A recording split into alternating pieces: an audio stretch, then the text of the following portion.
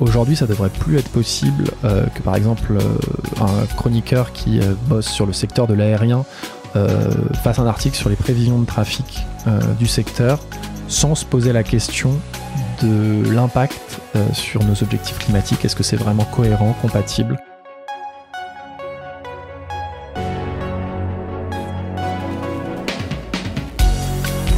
Bienvenue dans Mediarama, le podcast du futur des médias. Je suis François Desfossés et chaque semaine, je rencontre des entrepreneurs, des têtes penseuses et des experts de la galaxie média. Ce podcast est proposé par Cosa Vostra, agence de conseil tech et créative. Retrouvez-nous sur cosavostra.com.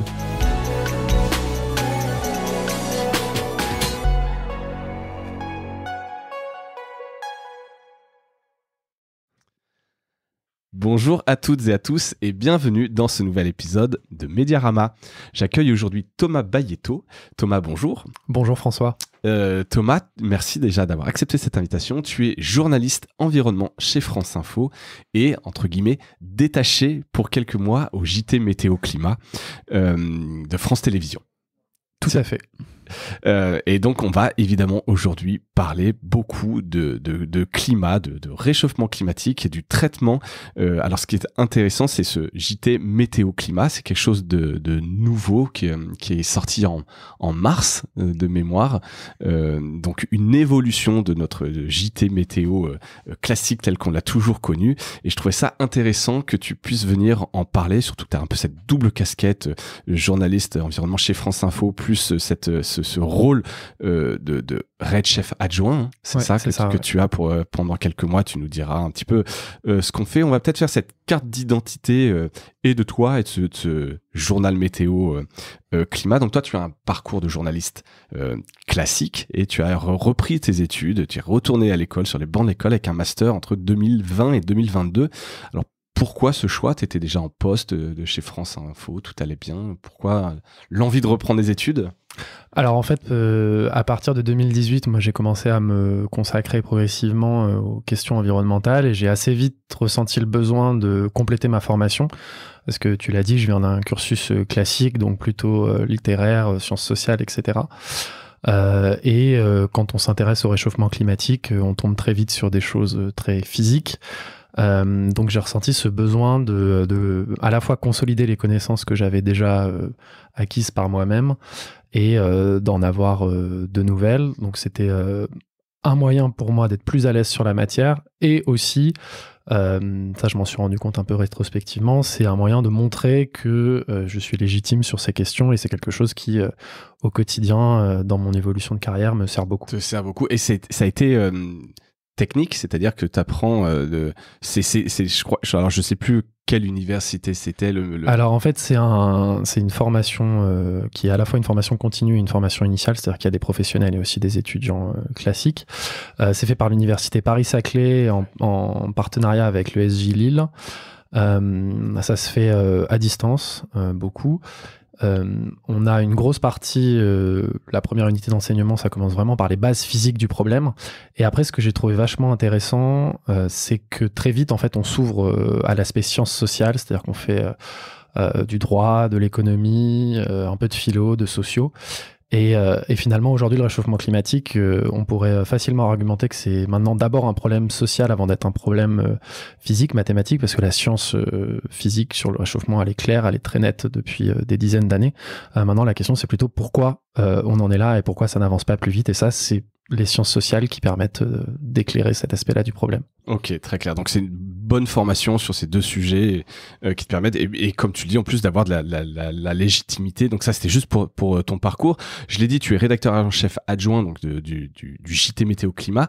Qu'est-ce que ça a comme particularité, au-delà d'avoir ce petit mot climat? C'est quoi la particularité de ce JT qui est apparu là en mars de cette année? Alors c'est une refonte d'un format très classique, le bulletin météo qui existe depuis des décennies. Depuis le début de la télé, j'imagine. Voilà, ça a été lancé, donc tu l'as dit, en mars par Martin Gouès et Audrey Cerdan qui sont à la rédaction en chef avec moi, sous l'impulsion du directeur de l'info de France Télévisions, Alexandre Carra, et aussi de Virginie Fichet qui a beaucoup porté ce projet. L'idée, c'est qu'il y a une image qu'on aime beaucoup utiliser, c'est que c'est une image un peu cinématographique, c'est-à-dire que le climat, c'est le film sur des dizaines et des dizaines d'années, et la météo, c'est une séquence, un plan de ce film. Et avec le JT Météo Climat, ce qu'on essaie de faire, c'est de raconter le film en entier. Donner plus de contexte, une prise de hauteur. C'est ça. Typiquement, on est en septembre, on connaît une période de forte chaleur. Et ben cette semaine, dans nos JT Météo Climat, on va pas simplement vous dire qu'il va faire 30 degrés à Brest.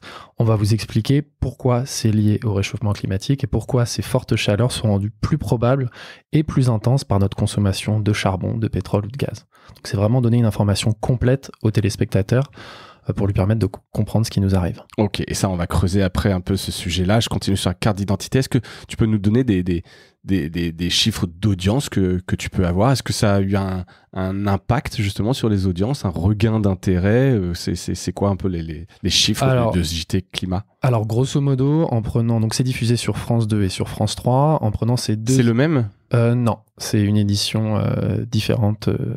Alors après, il y a des sujets qu'on traite sur la 2 qui, quelques jours plus tard, peuvent se retrouver sur la 3 et vice-versa. Mais par contre, le soir même, vous avez deux programmes bien différents. Et il n'y a plus, donc pardon, mais pour être très clair, il n'y a plus le journal météo tout court. Maintenant, le journal de météo, c'est le journal météo climat sur France 2 et sur France 3. En fait, le format météo classique, vous allez le retrouver à la mi-journée, sur une période plus courte. Et le soir, la météo du soir, après les journaux, les JT, il y a une dimension climat. C'est-à-dire que vous avez grosso modo 2 minutes de météo classique. Et après, pendant 2 ou 3 minutes, vous avez un développement sur le climat ou même sur la biodiversité, sur l'environnement en général. D'accord, donc ça a doublé quand même, le programme a doublé de longueur. Alors, j'ai pas les chiffres de durée précédemment. Je sais pas si on a chanté la météo ou si on a rajouté du temps. Ça, je saurais pas te dire. Mais voilà. Et sur les audiences, grosso modo, en prenant les 2 éditions, on a 4 à 6 millions de téléspectateurs tous les soirs. On s'est maintenu par rapport au score que faisaient les météos avant. Il n'y a pas eu de phénomène de rejet. Je sais que il y a cette image que le sujet peut angoisser. Nous, on n'a pas constaté ça dans les chiffres. Et certains soirs, on fait mieux que ce que faisait le bulletin météo avant. Ok, et bon, écoute, donc ça c'est déjà positif. Ouais, c'est encourageant. En termes un peu d'innovation, on l'a dit, journal météo, ça n'a quasiment pas évolué, j'allais dire format un peu éculé. Moi, cette pastille qui vient après le JT sérieux, qu'est-ce que ça apporte? Qu'est-ce que vous apportez d'autre? Alors tu l'as dit, il y a quelques sujets, mais qu'est-ce qu'il y a d'autre comme format? Alors peut-être déjà sur la philosophie générale, ouais.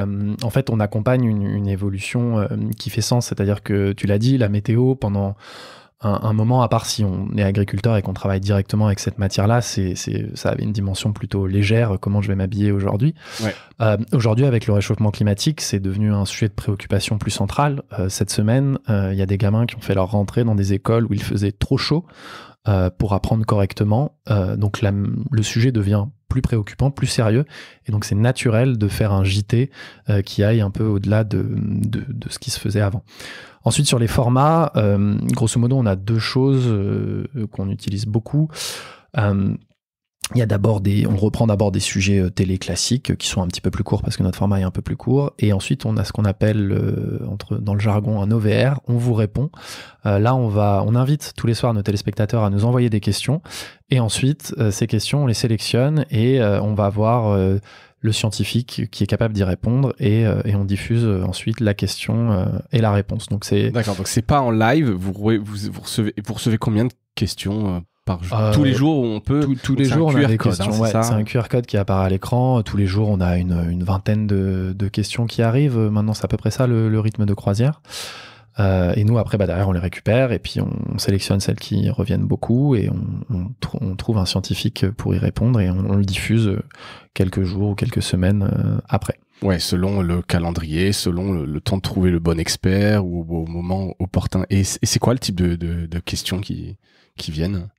On a beaucoup de questions sur, par exemple, quand il y a eu la sécheresse, le JT s'est lancé à un moment où on avait une sécheresse printanière assez importante, donc on a beaucoup de questions sur comment faire pour économiser de l'eau, quelles sont les solutions. On a aussi beaucoup de questions sur la base du sujet, c'est-à-dire il y a des gens qui sont pas tout à fait au clair sur le fait que le réchauffement climatique est entièrement lié à notre consommation d'énergie fossile. Donc ça fait entendu, est-ce que on est vraiment responsable, nous, voilà, les revient, hommes, ça revient souvent, ça revient régulièrement mais en mode un peu j'y crois pas ou confirmez-le moi de manière scientifique. Il y a les deux. Je pense qu'il y a des gens qui se posent honnêtement la question, et puis il y a des gens qui sont pas forcément, enfin qu'on n'arrivera jamais à convaincre, parce que voilà, aujourd'hui en 2023, il y a toujours des gens qui pensent que la Terre est plate. Bon bah voilà, parce que là on peut pas faire grand chose. C'est ça. Voilà, et après on a beaucoup de questions. Les gens sont très demandeurs de solutions en fait, et aussi beaucoup de pédagogie en fait sur tel ou tel élément. Voilà. Ok. Et tu parlais tout à l'heure justement en fait du côté qui peut être un peu angoissant de parler ou anxiogène de parler de réchauffement climatique, de sécheresse. Comment est-ce que on peut en parler tous les jours de cette crise qu'on traverse sans justement rendre les gens pétris d'angoisse et qu'ils éteignent ou qu'ils ne vous regardent plus parce qu'ils se disent non mais c'est trop, tu sais, comme il y a un peu ce mouvement des gens qui ne lisent plus l'actu parce que c'est trop angoissant au bout d'un moment, et donc là se dire tous les jours avoir ça, est-ce qu'il y a des trucs, des formats, comment vous traitez ça? Alors c'est un équilibre à trouver. Nous on n'est pas là pour paniquer les gens, mais on n'est pas non plus là, on est journaliste, on n'est pas non plus là pour édulcorer une situation qui est honnêtement, quand on regarde les chiffres, grave. Donc on est toujours entre ces deux aspects du sujet. Nous, notre technique, c'est de partir des faits, de vraiment rester très factuel, et aussi, autant que faire se peut, d'aborder les solutions. Je donne un exemple. Hier, on a diffusé sur France 3 un ensemble sur la climatisation qui commençait avec une réponse à une question de quelqu'un qui se demandait pourquoi on dit que la climatisation pose un problème en termes de réchauffement climatique. Donc on a un scientifique qui explique que voilà, ça a une demande énergétique, et également il y a des histoires de gaz et de rejet de chaleur aussi dans la rue qui posent question. Et ensuite, juste derrière, on avait un sujet sur une entreprise en région parisienne qui a trouvé des moyens de se passer de climatisation, notamment en réfléchissant sérieusement à la manière de ventiler ses locaux la nuit. Donc voilà, on essaye, alors c'est pas toujours facile, on essaye d'avoir les deux aspects, le constat et des solutions. Alors je vous dis pas qu'on y arrive tous les jours, mais non bien sûr, mais c'est l'idée. Et ça, vous en parlez justement, conférence de rédaction, essayer de trouver, de contrebalancer, de trouver ce bon équilibre. Il est simple. Alors c'est pas toujours facile, mais faut bien avoir en tête que les rapports du GIEC sont clairs là-dessus. Il y a des solutions sur la table.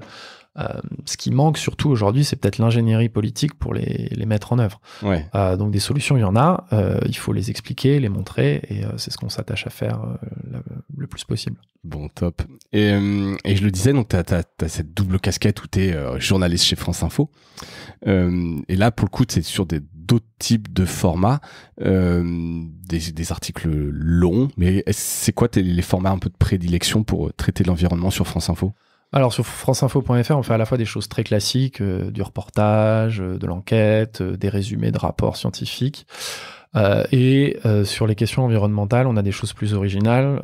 En 2018, on avait fait une opération participative qui s'appelait Alerte Pollution, où on invitait nos lecteurs à nous signaler des cas de pollution près de chez eux, sur lesquels derrière on allait enquêter. On a fait une vingtaine d'articles.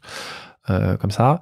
Sur le réchauffement climatique, plus récemment, pour accompagner la sortie du JT Météo Climat, on a mis en ligne un tableau de bord qui permet tous les jours de comparer les températures de la journée avec les températures de la fin du siècle. Ça permet de voir très clairement. C'est un petit outil qui permet pour soi, chez soi, où on tape sa ville et on peut comparer. Alors, on est tributaire des 30 stations de référence de Météo France, donc ça marche avec les grandes villes.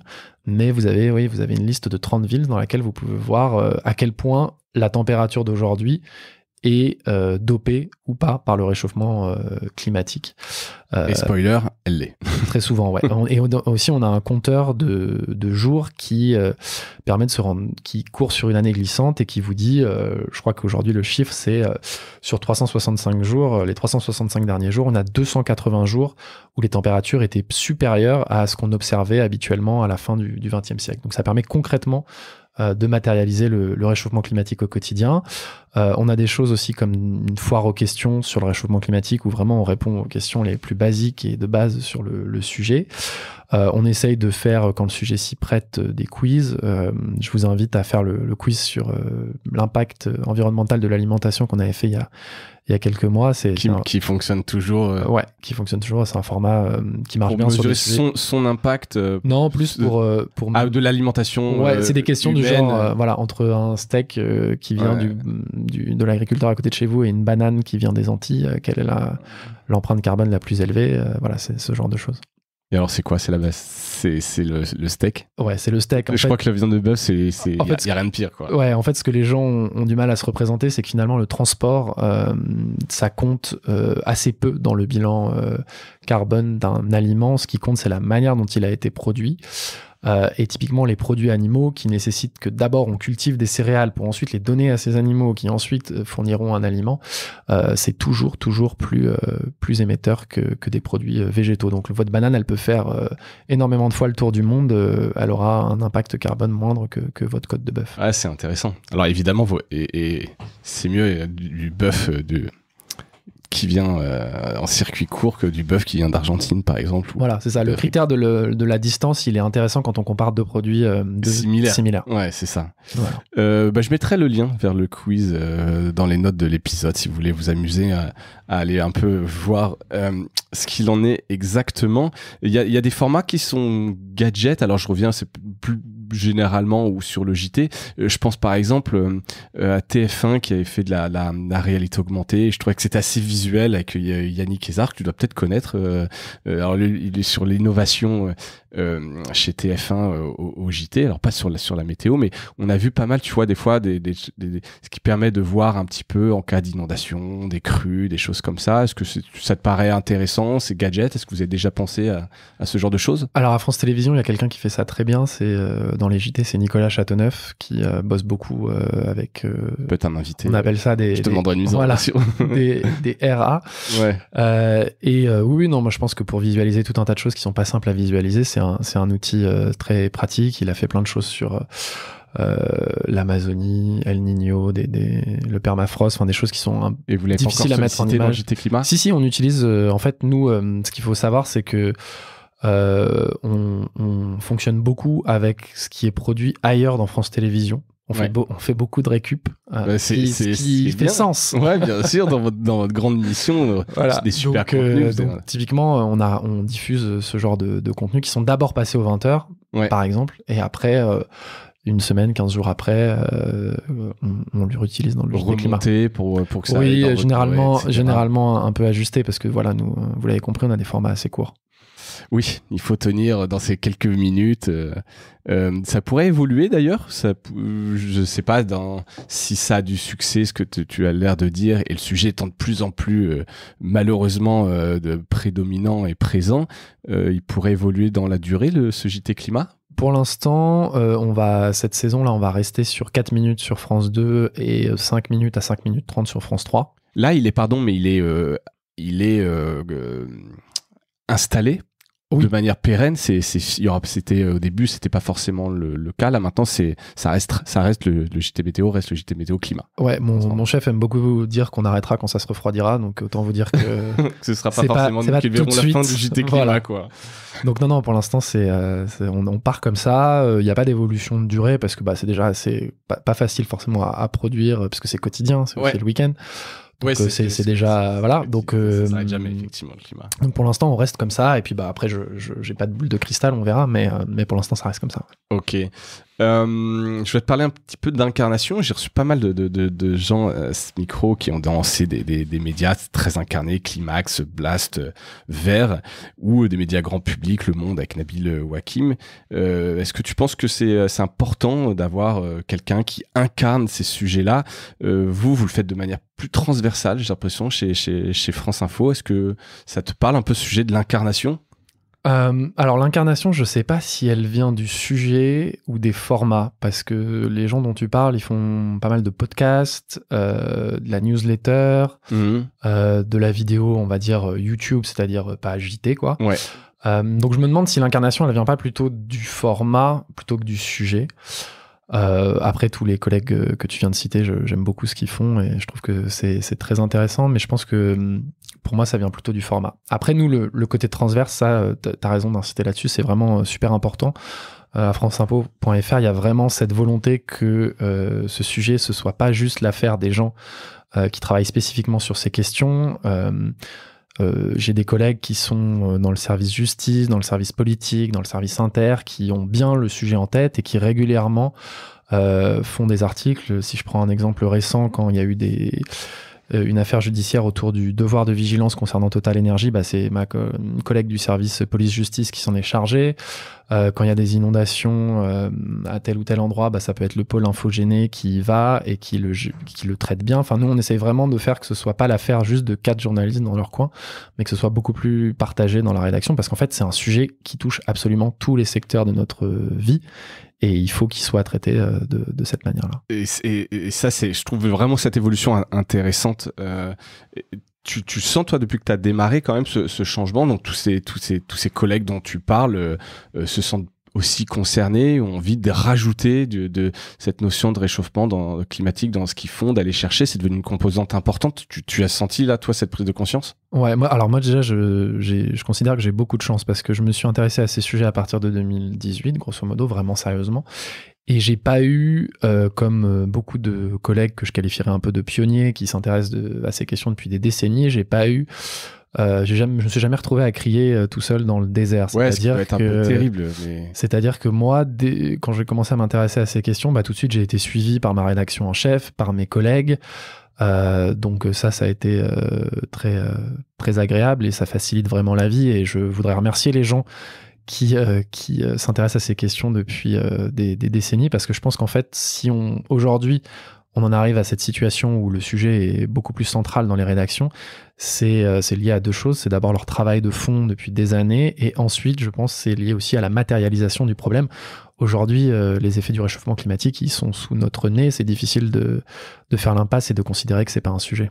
Ouais, surtout depuis l'année dernière. J'ai l'impression qu'il y a eu une grande... Alors, l'année dernière, il y a eu notamment la charte, charte pour le climat, que tu as dû signer, j'imagine. Ouais, j'ai participé à l'équipe de rédaction. Ouais. D'accord. Tu pourrais peut-être nous en dire un peu plus dans une seconde, mais c'est vrai que ce que je disais, pardon, c'est que j'ai l'impression que les canicules de l'année dernière ont été une espèce de grand wake-up call en tout cas des Français. Je sais pas pourquoi particulièrement l'année dernière ou pas, mais Alors c'est vrai qu'on a connu un été 2022 assez emblématique des effets du réchauffement climatique, et c'est sûr que ça a grandement accéléré dans les rédactions la prise de conscience sur le fait que ce sujet était central. C'est ce que je te disais, c'est difficile de faire l'impasse aujourd'hui, c'est vraiment sous nos yeux là. Encore cette semaine, il fait 30 degrés en plein mois de septembre. C'est pendant une semaine, c'est pas normal. C'est le réchauffement climatique. Donc en fait, oui, l'été 2022 a été un moment important, et je pense qu'il y a eu la rencontre à la fois de cette réalité climatique, et puis je le disais, le travail de fond, parce que par exemple à France Télévisions, sous l'impulsion d'une de mes collègues qui s'appelle Sandrine Fedel, il y avait eu un séminaire avec des scientifiques du GIEC à destination des rédacteurs en chef des JT qui s'était tenu au printemps 2022, donc avant le fameux été. Et donc ces deux choses se sont croisées, quoi. C'est qu'à la fois on a investi pour former les confrères et les alerter sur l'importance du truc, et puis cet été où d'un coup le public s'est matérialisé, quoi. Donc grand basculement quelque part. J'espère, ouais. Ouais. Sans doute un peu tôt pour le dire, on verra dans quelques années, mais en tout cas je pense que dans les médias, ouais, ça marquera un point d'inflexion. Ouais, je pense. Mais et là, moi, je le dis même en tant que citoyen. Je pense que l'année dernière, c'est la première année où j'ai vraiment eu peur du futur, en disant plus d'eau, peut-être demain l'eau qui coule, c'est pas quelque chose d'éternel, l'eau qui coule d'un robinet, etc. C'est vraiment, moi à titre perso, vraiment effectivement l'année dernière, alors peut-être parce que tout le monde aussi en a parlé, mais ce point d'inflexion, effectivement, je le situe l'année dernière. On le disait il y a un an, donc il y a un appel qui a été lancé par un collectif alors j'ai noté 500, mais je crois que maintenant c'est 1500 journalistes qui ont rejoint, avec la charte pour le climat. c'était pour appeler donc les médias à un traitement responsable de l'urgence climatique. Est-ce que tu sens que les choses ont évolué? Alors chez vous, oui, tu le dis. Qu'est-ce qu'il y a eu comme concret suite à cette charte? Qu'est-ce que ça a été beau, effectivement, tout le monde l'a signé. En même temps, c'était dur de pas la signer parce que comme c'est quelque part, tu te dis bon, ça n'arrive pas ou je sais pas. Mais qu'est-ce que ça a apporté concrètement? Alors c'est toujours difficile, je pense, de quantifier l'impact d'une initiative comme celle-là. Dès le départ, on était très clair avec donc ça a été lancé sous l'impulsion de Vert et puis aussi de la journaliste Anne-Sophie Novelle. On était très clair sur le fait que c'était une brique parmi d'autres, et je pense que c'est vraiment ça. Ça fait partie des éléments qui, l'an dernier, ont permis d'accélérer la prise en compte de ce sujet dans les médias. Il y en a eu d'autres, et en premier lieu l'été qu'on a connu. Mais je pense que c'est venu s'ajouter, et si je regarde un petit peu, j'observe que depuis qu'il y a eu ce texte, il y a des rédactions comme Ouest France ou Le Monde qui ont élaboré leur propre charte, qui s'inspire assez largement de ce qui a pu être fait. Et ça, tu trouves ça bien qu'ils aient leur propre charte? C'est quoi? C'est une guéguerre des chartes? Ou c'est important que chacun s'approprie sa propre charte avec ses valeurs? Je trouve toutes les initiatives sont bonnes à prendre. Je peux comprendre que dans certains médias, on préfère élaborer sa propre tambouille plutôt que de rejoindre une initiative collective. Ça les regarde. Je peux aussi comprendre que dans un contexte économique qui est pas simple pour la presse, il y ait certains points dans la charte originelle, notamment sur la publicité, qui aient pu faire un peu peur à certains médias. Bien sûr. Après, voilà, moi je trouve que toutes les initiatives sont bonnes à prendre, et c'est pas un concours. Moi, je suis très content de lire d'excellentes choses sur le climat chez mes confrères. Je suis pas dans une logique de concurrence. Bon, c'est bien, c'est top. Tu es aujourd'hui aussi formateur, 3e casquette, donc à l'école de journalisme de Sciences Po, ici à Paris. Et j'ai vu que le Reuters Institute aussi a lancé un fellowship journalisme et climat. Quelles sont les questions des journalistes auxquelles tu es le plus exposé? Qu'est-ce qui change peut-être aujourd'hui, eux, on parle de jeunes journalistes, des étudiants. Qu'est-ce qui revient un peu comme question pour bien comprendre, bien évoluer? Alors moi, ce que j'ai constaté, donc le cours, on l'a donné, c'est un cours pratique qu'on a commencé à donner en janvier là, et on va recommencer en janvier 2024. Moi, j'ai constaté un énorme appétit chez les étudiants pour cette question. Et aussi, je les ai trouvés un peu désemparés face à l'énormité du sujet. Donc clairement, ils ont besoin de clés pour savoir par quel bout le prendre. Donc très demandeurs de manière de traiter ce sujet. Et ce que j'ai beaucoup aimé aussi, c'est que moi, mon but, c'est pas de former que des journalistes qui vont traiter des questions environnementales. Non, bien sûr. Mon but aussi, c'est que mon étudiant qui se destine à faire de l'information sportive, il ait les grandes lignes du problème en tête, et qui soit capable de faire des articles intelligents sur comment le monde du sport s'adapte ou pas à la nouvelle donne climatique. Et d'ailleurs, ton super article sur le Tour de France, ouais, on a nous vraiment... qui est hyper intéressant, qui illustre bien ce que tu es en train de dire. Pardon, c'est comment le réchauffement climatique a un impact sur tout. Et donc effectivement, un journaliste sportif, qu'on parle de Coupe du Monde au Qatar, qu'on parle d'événements pendant l'été, etc. C'est intéressant comme donne, et de savoir le traiter, quoi. Et là, en l'occurrence, c'est mon collègue Pierre Godon qui traite les sports, qui s'est lancé sur cette idée. Puis moi, je lui ai filé un coup de main pour réaliser cet article. Ouais.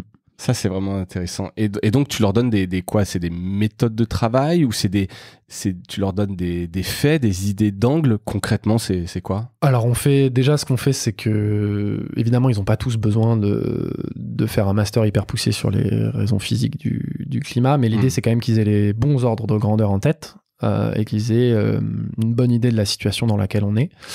Et ensuite aussi, on travaille pas mal sur le greenwashing, sur comment on fait pour pas se laisser embobiner par le discours des entreprises ou même du gouvernement sur ces questions-là, comment on va vraiment au fond des choses. Donc on insiste beaucoup sur ces deux angles-là. Et après, il y a aussi une question qui revient aussi assez souvent, c'est que là, c'est des jeunes journalistes. Eux, ils ont bien conscience que leur futur va être heurté de plein fouet par le réchauffement climatique. Et donc, une des questions, c'est monsieur, mais comment vous faites pour pas déprimer, quoi? Ah, c'est terrible, ça. Non, mais c'est bien, c'est intéressant. Mais c'est une nouvelle réalité, en tout cas, à laquelle ils doivent se faire. Et donc là, c'est quel quelques heures de cours que tu donnes, hein, c'est dans leur cursus général. Ouais, c'est vrai, ce qui est vraiment bien avec l'école de journalisme de Sciences Po, mais il y a d'autres formations qui font ça aussi, c'est que tout le monde y passe, quoi. Il y a pas c'est pas une option qu'ils choisissent. D'accord, c'est obligatoire. Voilà, en master 1, au premier semestre, ils ont un cours un peu théorique avec des scientifiques sur ces questions. Et nous, derrière, on arrive pour quelque chose d'un peu plus pratique sur comment, en tant que journaliste, on travaille sur ces questions. Et on leur fait rédiger des articles, voilà. Il y a des étudiants journalistes qui nient ou qui pensent que c'est pas si important ou qui rechignent un peu à suivre ces cours? Non, vraiment, moi j'ai pas constaté ça. Après, des gens qui au début du semestre étaient pas forcément hyper intéressés par la question, sans être sceptiques, hein, mais voilà. Petit à petit, ceux-ci se sont pris au jeu. Je pense à un étudiant là qui, lui, est très branché sport. Je pense qu'il va emporter ça avec lui et que c'était pas forcément quelque chose qu'il avait en tête au départ, quoi. Ouais. Écoute, ça c'est plutôt cool. Qu'est-ce qui t'inspire, toi? Est-ce qu'il y a des médias qui t'inspirent? J'en ai cité quelques-uns, des médias français, mais dans le traitement de l'information liée au changement climatique, médias français ou internationaux, t'as vu des choses intéressantes, inspirantes? Alors déjà, je voudrais dire qu'il y a plein de collègues qui bossent très très bien et que j'ai plaisir à lire tous les jours. Je pense qu'aujourd'hui, si on veut bien s'informer sur ces questions environnementales, et qu'on est dans une démarche un peu volontariste, c'est très simple de trouver d'excellents contenus. Ouais. Ce qui manque sans doute un peu plus, c'est des gens qui sont pas forcément inclinés vers cette problématique. Il faut qu'ils y soient exposés. Parce que c'est un sujet central qui nous concerne tous, même s'ils ne cherchent pas une information climat de base. C'est aussi ce qu'on essaye de faire avec le JT Météo Climat, c'est-à-dire que les gens, ils viennent pour leur météo, et nous, on est là aussi pour leur dire qu'il faut s'intéresser à une problématique un peu plus large. Ouais. Donc, pour le coup, il y a vraiment plein de collègues qui bossent très bien. Là, comme ça, je peux pas tous les citer, mais évidemment, la référence, c'est Le Monde, qui, je pense, est l'endroit où il y a le plus de journalistes consacrés à ces questions, et ça se voit dans leur traitement, c'est vraiment pointu et super intéressant. J'aime beaucoup aussi ce que font mes copains chez Vert. Je trouve qu'ils ont un vrai ton, une vraie plus-value. Sur les exemples étrangers, bon, il y a des choses. Le Guardian, effectivement, c'est très bien. Le New York Times aussi, mais bon, c'est des médias avec beaucoup de moyens. Beaucoup de ressources, beaucoup de moyens. Voilà, et donc, c'est plus facile, entre guillemets, voilà, mais bon, si c'est de qualité. Et après, il y a un truc qui est très très bien qui s'appelle Carbon Brief, mais bon, c'est un petit peu pour les geeks. C'est un site qui est. Les journalistes là-bas ont tous un doctorat, quasiment. Ok. Et du coup, on est vraiment sur des choses très très pointues, mais en fait, c'est plus un site d'info à destination des professionnels, des journalistes ou des gens qui bossent sur ces questions que directement à destination du grand public, mais ils sont très forts sur les visualisations, etc. Et en fait, c'est une bonne source d'inspiration pour nous derrière. Donc, Carbon Brief. Ouais, Carbon Brief. Ouais. Je mettrai .org, je mettrai ça également dans les notes d'épisode, je connaissais pas du tout. T'es confiant pour la suite, le traitement de l'information? Enfin, on sent plein d'initiatives, etc. T'as des espoirs encore, des choses que t'aimerais voir venir qui ne sont pas encore? Alors pour moi, les choses vont dans le bon sens. Ça encore, je le disais, j'ai la chance. Là, t'as quand même du recul. T'es arrivé 2018 un peu sur ce sujet-là, donc t'as vu quand même déjà effectivement. Ouais, j'ai vu le sujet devenir central. Par exemple, la France Télévisions, c'est très très clair. Encore cette semaine. On a lancé sur le canal 27, donc la chaîne d'info en continu, une quotidienne, Planète Info, avec Lucie Chaumette, qui tous les soirs parle de ces questions. Donc vraiment, c'est en train de prendre une place de plus en plus centrale. Donc les choses vont dans le bon sens. Ce qui manque encore, d'abord, c'est que le lien soit clairement fait. Moi, j'ai lu trop d'articles cette semaine sur les fortes chaleurs qui parlent pas de réchauffement climatique, quoi. Et pour moi, c'est... Les vagues de chaleur. Pas qui le nient, mais qui ne font pas le lien. Qui ne font pas le lien. Et les vagues de chaleur, toutes les vagues de chaleur qu'on connaît aujourd'hui, elles sont plus probables et plus intenses avec le réchauffement climatique. La science, elle est très très claire là-dessus. Donc ça devrait être mentionné. Ça l'est pas. Et je pense que quand on le fait pas, on manque une partie du sujet. Donc ça, vraiment. Et toi, tu penses que juste il suffirait de dire à chaque fois, on vous le rappelle, c'est lié au réchauffement climatique. C'est à cause du réchauffement climatique. Ça me paraît. Il faudrait le dire, il faudrait le rabâcher pour que... Ce serait comme, je sais pas moi, parler en pleine crise du Covid, parler du fait que les urgences sont engorgées, le service de réanimation sont engorgés sans dire que c'est lié à une pandémie mondiale. Ouais. Voilà, c'est du même ordre. Donc ça, c'est le premier truc. Ensuite, on en a déjà un petit peu parlé, mais vraiment le nerf de la guerre, c'est que ce soit traité de manière transversale. Ouais. Aujourd'hui, ça devrait plus être possible que, par exemple, un chroniqueur qui bosse sur le secteur de l'aérien fasse un article sur les prévisions de trafic du secteur sans se poser la question de l'impact sur nos objectifs climatiques. Est-ce que c'est vraiment cohérent, compatible ? Voilà. Et bon, je prends cet exemple-là parce qu'il est assez aigu, mais c'est valable pour tous les secteurs. Organiser une Coupe du Monde au Qatar sans se poser la question. Voilà. Aller à Rennes quand t'es ministre en jet. Voilà, etc. Donc, il y a ça, la transversalité. Ensuite, il y a un truc contre lequel il faut lutter aussi, c'est ce qu'on appelle la dissonance cognitive. C'est-à-dire qu'aujourd'hui, vous pouvez encore trouver des journaux ou des JT où d'un côté, vous allez avoir un article très bien sur le réchauffement climatique et 5 pages plus loin, vous allez avoir un article de la rubrique Voyage qui vous encourage à aller en Thaïlande. Ouais. Par exemple. Ouais, c'est manque de lien parfois. Ou à acheter le dernier 4x4 Porsche. Enfin, j'en sais rien. Voilà. Ouais, donc ça, t'as raison, mais à la fois ça c'est pas évident, mais c'est un axe de progression. Ouais. Et puis ensuite insister beaucoup plus aussi sur mettre un peu plus en avant les solutions, quoi. Voilà. Je pense que ça, c'est, si je devais dire, c'est les 4 axes sur lesquels il faut insister. Mais je voudrais quand même dire que les choses pour moi vont dans le bon sens. On parlait de mes étudiants tout à l'heure. Il y en a aucun qui s'imagine faire l'impasse sur ce sujet, quelle que soit la rubrique et le média auquel ils se destinent. Voilà, donc ça, eux vont arriver dans les rédactions et puis ça va être de plus en plus central, malheureusement. En fait, c'est ça qui est terrible. Et le sujet va s'imposer aussi. Ouais, voilà, on est. Tu l'as dit, tu as parlé de l'été 2022. Avant que ça aille mieux, on va continuer parce que pour l'instant, on fait pas les choses. Nos actions ne sont pas à la hauteur de ce qu'il faudrait faire pour que le phénomène soit limité. Donc, en l'état actuel des choses, ça va continuer à s'aggraver. Ça ne veut pas dire que c'est foutu, mais pour l'instant, voilà. Donc, je pense que le sujet, il va être de plus en plus au milieu du paysage et ça va être de moins en moins possible de faire l'impasse. Ouais. Et là, plus question perso, toi, tu appelles un changement de société, ou une adaptation, etc. Tu vois, c'est toujours un peu compliqué, mais tu vois, par exemple, tu dis voyage en Thaïlande ou la Porsche, où il y a plein de sujets. Toi, t'appellerais un grand changement de société où on ne voyage plus, où c'est plus une question perso, tu vois, mais alors c'est pas. Parce qu'à titre perso, toi, par exemple, t'es vraiment dans un truc un peu radical ou d'adaptation ou le colibri, comme disait Emmanuel Macron, tu fais ta petite participation. Ouais, alors il y a plusieurs choses dans ta question. Alors, pour te répondre sur ce que je fais moi, oui. Mais c'est pas du tout un jugement, quoi que ce soit. C'est plus par curiosité. Oui, moi j'adapte ma vie quotidienne aux connaissances que j'ai, mais c'est marrant parce que tu parlais de Nabil Wakim tout à l'heure dans son podcast. Il invite des scientifiques et il leur demande toujours à la fin ce qu'ils font sur le sujet. Et il y a personne qui dit qu'il fait rien. Quand vous avez compris le problème, c'est pas possible mentalement de continuer comme avant. Donc après voilà, je dis pas que tout le monde peut le faire, etc. Mais moi il y a des choses que je fais au quotidien parce que après ça me regarde moi. Ensuite sur le changement de société, c'est pas mon rôle, moi je suis journaliste. Ce que je peux juste dire et ce que les gens n'ont pas forcément en tête, c'est que on négocie pas avec la physique.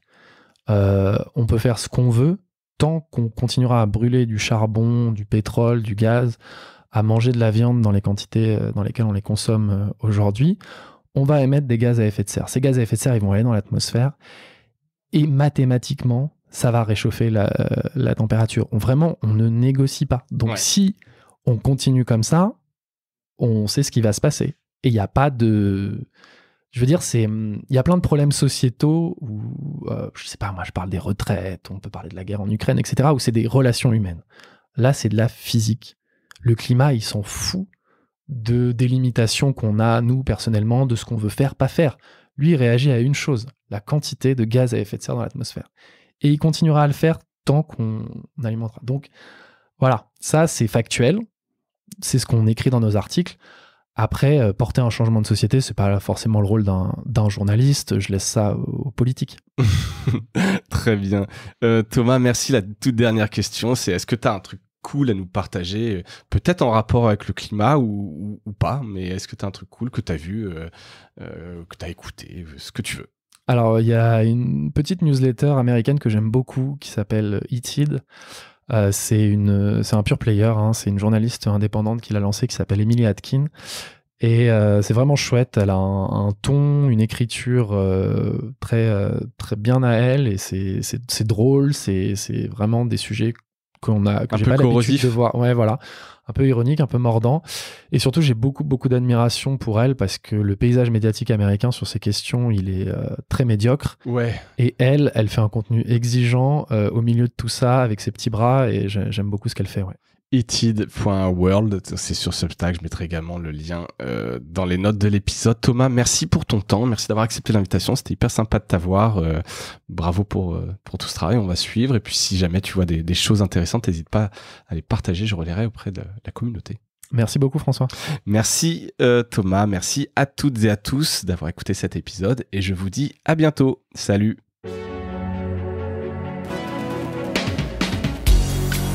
Voilà, Mediarama s'achève.